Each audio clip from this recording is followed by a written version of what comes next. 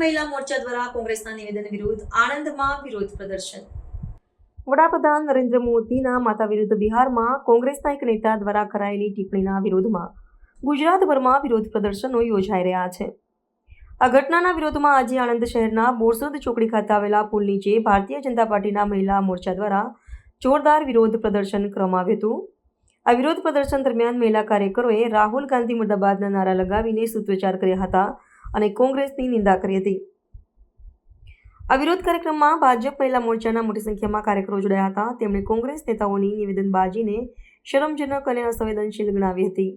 તેમણે ભારપૂર્વક જણાવ્યું હતું કે આવા નીચલા સ્તરના રાજકારણનો ભાજપ હંમેશા વિરોધ કરશે। આ વિરોધ પ્રદર્શન બાદ બપોરના સમયે કલેક્ટર કચેરીએ જઈને આવેદનપત્ર પાઠવવામાં આવશે, જેમાં આ પ્રકારના અયોગ્ય નિવેદનોને બદલ કડક કાર્યવાહીની માંગણી કરવામાં આવશે।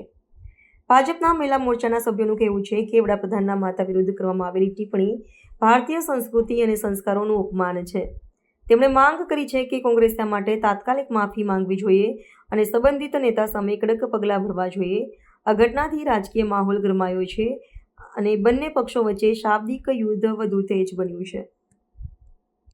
બિહારમાં જે કોંગ્રેસના અને આરજેડીના નેતાઓ માનનીય વડાપ્રધાન મોદી સાહેબના જે માતૃશ્રી યશસ્વી માતૃશ્રી માટે જે અભદ્ર ભાષાનો ઉપયોગ કર્યો છે એને અમે આણંદ જિલ્લા મહિલા મોરચાની બહેનો સખત રીતે વખોડીએ છીએ અને આજે રોજ અમે અનશન પર બેઠા છીએ।